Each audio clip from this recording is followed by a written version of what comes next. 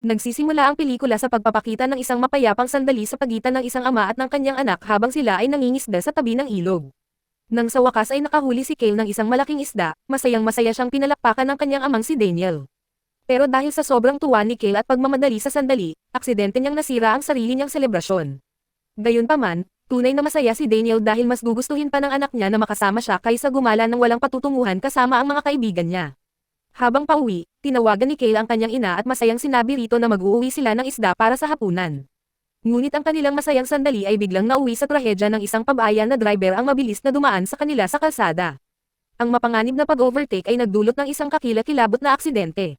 At mula sa sandaling iyon, napilitan si Cale na tanggapin ang nakakasakit ng damdaming katotohanan na wala na ang kanyang ama. Pagkalipas ng isang taon, ang kwento ay lumipat sa buhay high school ni Cale.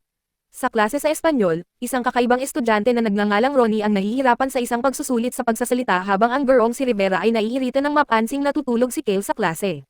Pagkagising ni Cale, agad siyang pinatayo ni Rivera at sinubukan ang kanyang kakayahan sa wikang Espanyol. Dahil umaarte si Cale na parang alam niya ang lahat, inaasahan ng guro na magiging mahusay ang kanyang pagganap. Sa kasamaang palad, tuluyang bumagsak si Cale sa pagsusulit, at lumabas na hindi pa niya natapos ang kanyang mga takdang aralin. Pagkatapos ay kinutya siya ni Rivera, na sinasabing siguradong babagsak siya sa klase. Binanggit pa niya ang yumaong ama ni Cale, at sinabing naaawa siya na nagkaroon si Daniel ng isang nakakadismayang anak. Nang marinig ang pang-iinsulto sa kanyang ama, agad na itinulak si Cale sa bingit at sa pagsiklab ng galit, marahas niyang inatake ang guro. Di nagtagal, dinala si Cale sa korte at pinatawan ng 3 buwang suspensyon kasama ang house arrest bilang bahagi ng kanyang parusa.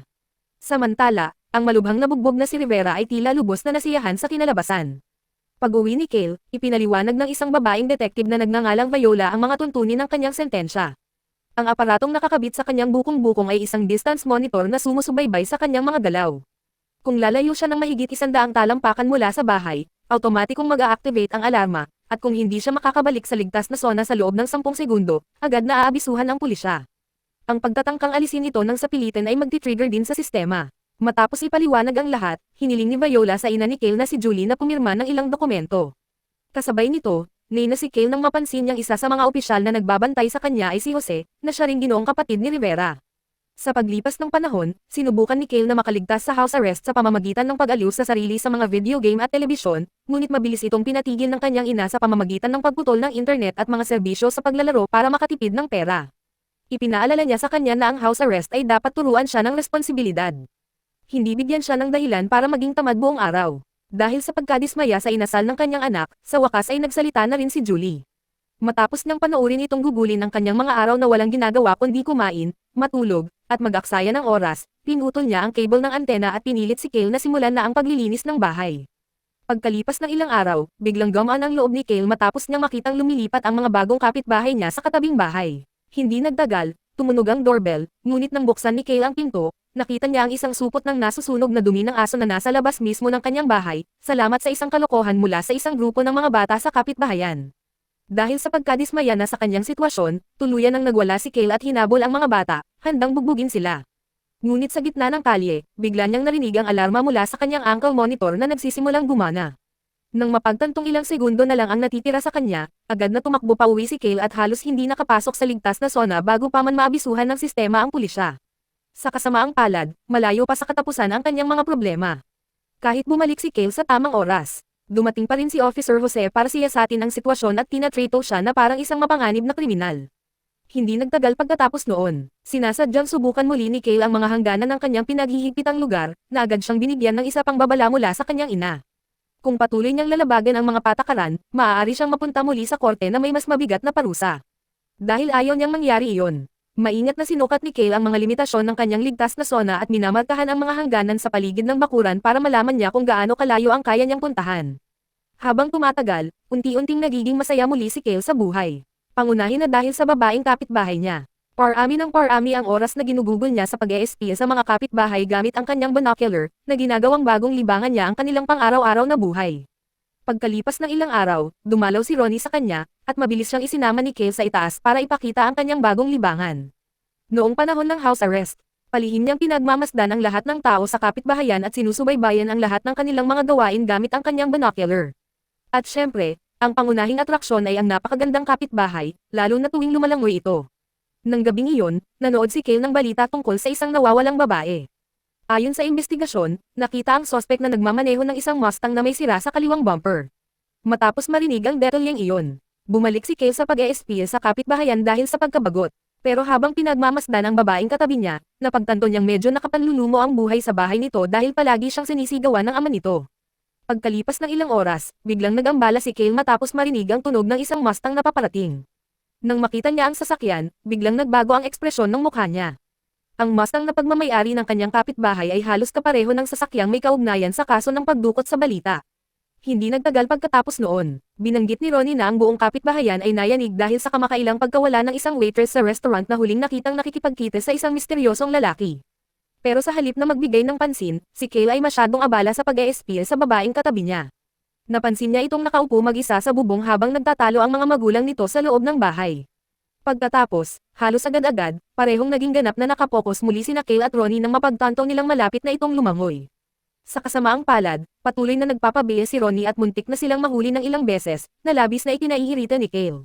Lalong lumala ang sitwasyon nang biglang naghinala ang dalaga sa bintana ng kwarto ni Kale. Ilang sandali pa, tumunog ang doorbell at agad na natarante si Kale. Totoo nga, ang babae mismo ang lumapit para harapin sila. Pero sa halip na manggulo, ang batang babae, na nagngangalang Ashley, ay casual na nagtanong kung maaari ba siyang tumambay dahil nababagot siya. Pagpasok sa bahay, agad niyang napansin ang binocular ni Kale at nagsimulang maging mausisa.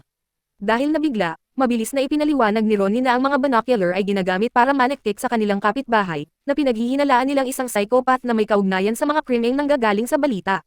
Sinuportahan ni Kale ang kwento, itinuturo na ang Mustang ng kapitbahay ay perpektong tumutugma sa description ng kotse ng sospek. Gayunpaman, nang tingnan mismo ni Ashley ang sasakyan, napansin niyang wala na ang sirang bumper ng Mustang. Agad na nalitaw si Kale, pero napagtanto niya na maaaring naayos na ang UP. Sa halip na matakot, naging interesado si Ashley sa buong investigasyon at nagdesisyong tumulong. Di nagtagal, sinimulan na nilang tatlo ang paghahanda ng mga kagamitan para sa kanilang maliit na operasyon ng pag-eespiya. Nang gabing iyon, sinimulan nilang bantayang mabuti ang kapitbahay. Ngunit naging nakakalito ang lahat nang umuwi ang lalaki sakay ng isang matangkad na dilaw na sports car habang may kasamang isang babaeng blonde. Dahil sa paniniwalang may kaina-hinalang mangyayari, maingat silang nagpatuloy sa pag-espiya sa kanya. Biglang sumiklab ang tensyon nang dumampot ang lalaki ng kutsilyo at dahan-daang lumapit sa babaeng inuwi niya. Sandaling kumbinsido ang tatlong teenager na masasaksihan nila ang isang pagpatay, ngunit sa huli, lumabas na bahagi lamang ito ng nakakagambalang sekswal na pag-uugali ng lalaki. Sa kalagitnaan ng pagmamatsyag, nakatanggap si Ashley ng tawag mula sa kanyang ina at sinabihan siyang umuwi agad. Habang hinahatid siya ni Kale pabalik, hanggang sa bakuran lang ang nagawa niyang samahan dahil takot siyang matrigger ang ankle monitor niya at mahuli ng mga pulis. Habang mas matagal silang magkasama, unti-unting lumalago ang mga nararamdaman nila. Nang gabing iyon, pagkabalik niya sa kanyang silid, napansin ni Kale na biglang mukhang takot na takot ang babaeng blonde at tila sinusubukang tumakas mula sa bahay ng kapitbahay. Sa sobrang takot, aksidenteng naon ni Kale ang flash ng kanyang camera habang minamanmanan sila. Nang mapagtanto ang kanyang ginawa, mabilis niyang tiningnan ang bintana, ngunit natigilan siya sa gulat nang matuklasan na nakatitig na pala sa kanya ang kapitbahay. Gulat na gulat pa rin. Agad na tinawagan ni Kale si Ronnie at sinabi rito ang lahat ng nasaksihan niya. Ngunit ilang sandali lamang ang lumipas, nalito siya matapos makitang casual na umalis ng bahay ang babaeng blonde. Nag-iiwan si Kale sa kanyang isipan na nagtataka kung alam na ba ng kapitbahay na may nagmamasid sa kanya. Kinabukasan, bumaba si Kale para mag-almusal, ngunit natigilan siya sa hindi makapaniwala matapos matuklasan ang kaina-hinalang kapitbahay na nakaupo sa loob ng sarili niyang bahay. Maya-maya, ipinaliwanag ni Julie na ang lalaking nagngangalang Turner ay tumulong sa kanya na palitan ang isang flat na gulong sa Walmart kanina ng araw na iyon. Dahil gusto niya itong pasalamatan, inanyayahan niya ito sa bahay. Pagkatapos, marinig iyon, mas lalong kinabahan si Kale at mabilis na bumalik sa kanyang kwarto. Kung talagang psychopath si Turner, maaaring nasa malubhang panganib ang kanyang ina. Hindi nagtagal, dumating si Ashley at agad na sinabi ni Kale na nasa loob lang ng bahay ni Turner at ngayon ay papalapit na sa kanyang ina. Nagbabala si Ashley kay Kale na mag-ingat dahil may posibilidad na si Julie na ang susunod na targetin ni Turner. Dahil sa pag-aalala na baka may mangyaring masama, nagpasya silang dalawa na mas palalimin pa ang kanilang investigasyon. Pero bago sila nagpatuloy, nabanggit ni Ashley na magkakaroon siya ng party mamayang gabi at kailangan muna niya ng kaunting oras para sa sarili. Nang gabing iyon, si Kale ay natigil sa bahay at pinapanood ang salo-salo mula sa malayo habang ang lahat ay nagsasaya. Pero mabilis na nagbago ang mood niya nang makita niyang may ibang lalaking lumalapit kay Ashley.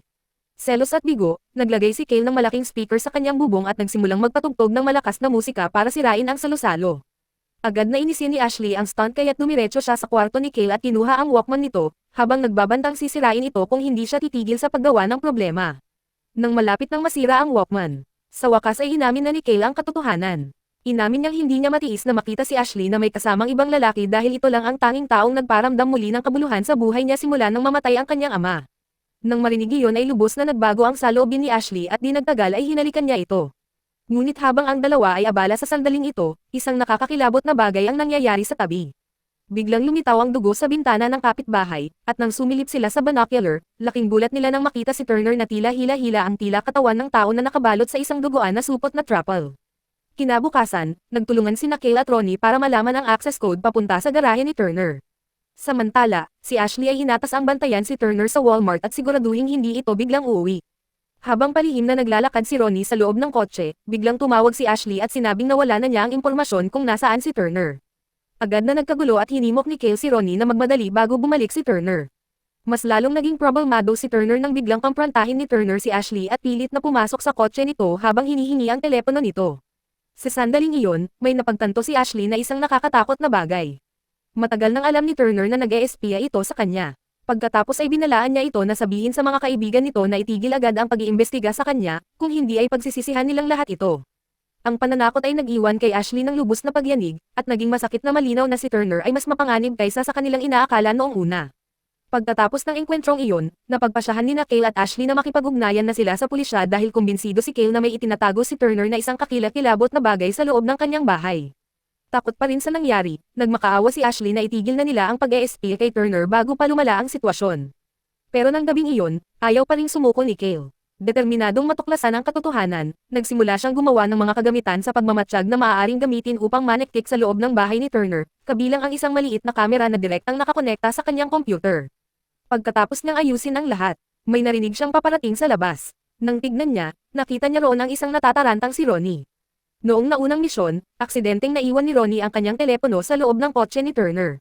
Sinusubukang pakalmayan siya, ipinaliwanag ni Kale na dapat ay posible na ngayon ang pagkuha ng telepono dahil matagumpay niyang nagawa ang isang remote device para buksan ang garahe ni Turner. Kaya, sa kalagitnaan ng gabi, palihim na pumasok si Ronnie sa garahe dala ang surveillance camera. Pagpasok pa lang, agad na naamoy ni Ronnie ang isang nakakapangilabot na amoy. Matapos ang ilang sandali niyang paghalughog sa kotse, sa wakas ay natagpuan niya ang nawawala niyang telepono at nakahinga ng maluwag. Ngunit bago pa man siya makaalis, may nakita siyang duguan at nakatagong pakete sa malapit. Kasabay nito, biglang natarante si Kale matapos makitang kusang sumara ang pinto ng garahe. Isa lang ang maaaring ibig sabihin niyan. Alam ni Turner na may tao sa loob ng bahay. Nang mapagtanto ni Kale na nasa panganib si Ronnie, hindi niya pinansin ang mga babala mula sa kanyang ankle monitor at nagmamadaling lumabas ng kanyang ligtas na sona habang may dalang baseball bat. Tumakbo siya diretso papunta sa bahay ni Turner para iligtas ang kaibigan. Ngunit pagkarating niya sa pintuan, automatikong nag-activate ang alarma sa ankle monitor niya at inalerto ang mga pulis. Nang makitang pagkakataon na niya ito, desperadong sinabi ni Kale sa mga pulis na si Turner ay isang psychopath at sinabing may nabubulok na bangkay sa loob ng garahe. Agad na hinalugog ng mga pulis ang garahe, ngunit ang katotohanan ay hindi pala kapanipaniwala. Ang nakapangangilabot na amoy at madugong labi ay nagmula sa isang patay na aksidenteng nabangga ni Turner gamit ang kanyang sasakyan at hindi pa ito nailibing. Matapos marinig ang paliwanag ni Turner, nagpasya ang mga opisyal na walang ebidensya ng anumang krimen. Sa halip, nakatuon sila sa pagpaparusa kay Kale dahil sa paglabag sa mga tuntunin ng kanyang house arrest. Hindi nagtagal, muling nalungkot si Julie sa kanyang anak. Hindi siya makapaniwalang maling inakusahan ni Kale si Turner ng pagiging psychopath at nag-aalala na baka kasuhan pa sila dahil doon. Sinabihan ni Julie si Kale na tumigil na sa pag-iimbento ng mga walang kwentang kwento at nagdesisyong personal na humingi ng tawad kay Turner. Ang tanging magagawa lang ni Kale ay ang manood ng may takot habang mag-isang naglalakad ang kanyang ina patungo sa bahay ni Turner. Habang sabik na naghihintay sa pagbabalik ng kanyang ina, biglang natarante si Kale matapos makita si Ronnie sa monitor, na tila wala ng buhay. Sa isang iglap, inakala niyang patay na ang kaibigan niya. Pero napansin ni Kale na ang background ay mukhang kakaiba at pamilyar.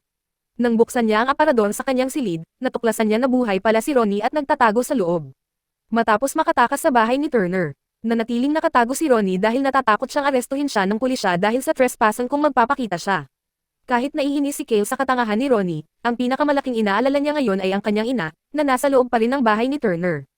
Habang papunta si Ronnie sa kusina, sinimulang repusuhin ni Kale ang kuhan na na-record noong pagnanakaw sa garahe. Kasabay nito, pumasok na si Julie sa bahay ni Turner upang humingi ng tawad. Habang mas maingat na pinapanood ni Kale ang footage, bigla siyang natigilan sa takot matapos makita ang bangkay ng isang babaeng aksidenteng nakunan ng kamera. At sa mismong sandaling iyon, inatake ni Turner si Julie at nawalan ito ng malay.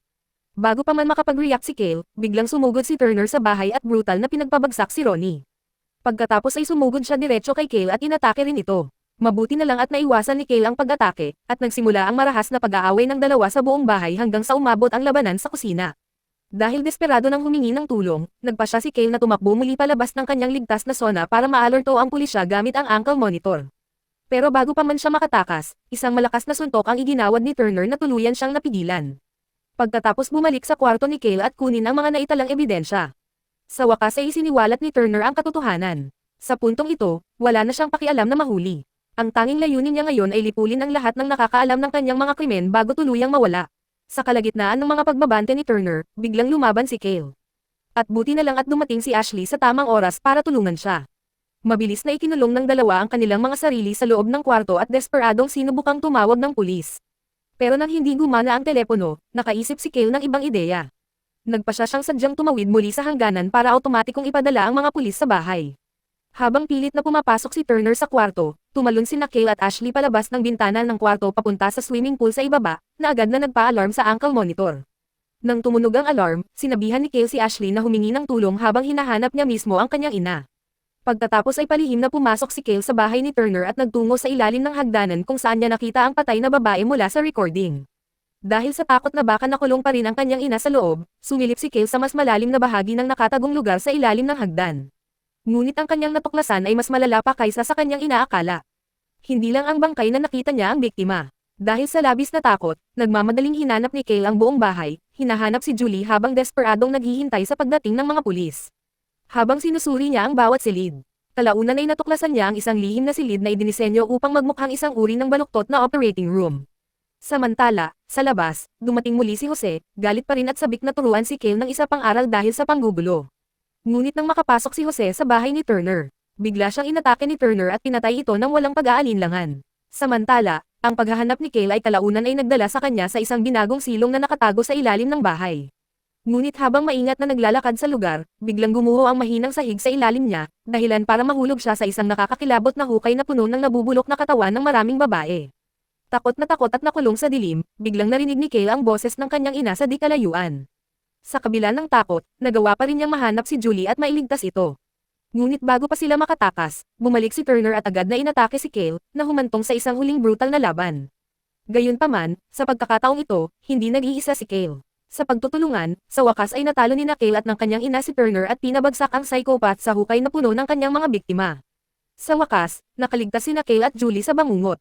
Kinabukasan, pagkatapos ng lahat ng nangyari, opisyal nang pinalaya si Kale mula sa kanyang parusa dahil sa kanyang papel sa paglalantad kay Turner, ang serial killer na matagal nang nananakot sa kapitbahayan.